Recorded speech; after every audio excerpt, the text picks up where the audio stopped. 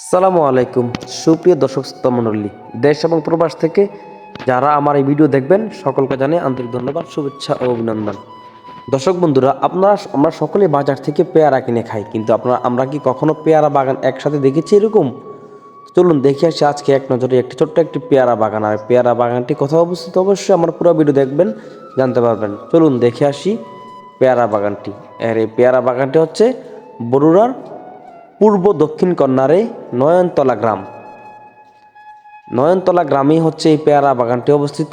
আর এই পেয়ারা বাগানটির মালিক হচ্ছে মোহাম্মদ সাকায়েত হোসেন, এবং এই পেয়ারা বাগানটি পরিচালনা করেন মোহাম্মদ সাকায়েত হোসেন। ওনার বাড়ি হচ্ছে চান্দিনা রোড বাড়ি, বরুড়া চান্দিনা রোড বাড়ি।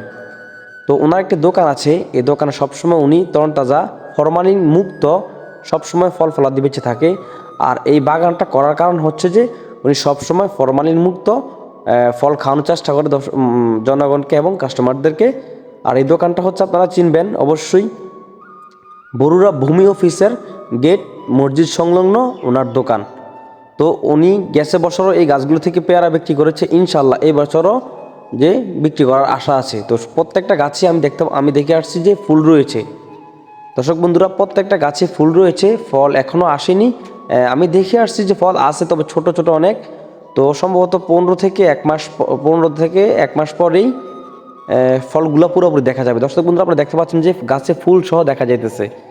তো ইনশাল্লাহ আমি আবারও আপনাদেরকে পুরো ভিডিও তুলে ধরবো, যে ফল সহ দেখানোর জন্য আপনাদেরকে আমি আবারও 1 মাস পরে চলে যাব ওই বাগানে, যেন আপনাদেরকে ফল সহ আপনাদেরকে পুরো বাগানটা দেখাতে পারি। তো দর্শক বন্ধুরা, আপনারা সবসময় আমার পেজে লক্ষ্য রাখবেন, এবং আমি সবসময় গ্রামের মধ্যে ড্রোন ভিডিও করে থাকি, প্রাকৃতিক ভিডিও করে থাকি। অবশ্যই নিত্য নতুন ভিডিও পাওয়ার জন্য আমার পাশে থাকবেন। যারা এখন আমার পেজটা ফলো করেন নাই, অবশ্যই ফলো করে দিয়ে আসবেন ইনশাআল্লাহ নিত্য নতুন ভিডিও পাওয়ার জন্য। দর্শক বন্ধুরা, আমার ভিডিওর সাথে এখন থাকার জন্য আপনাদেরকে অসংখ্য ধন্যবাদ। সকলে ভালো থাকবেন, সুস্থ থাকবেন। আল্লাহ হাফেজ।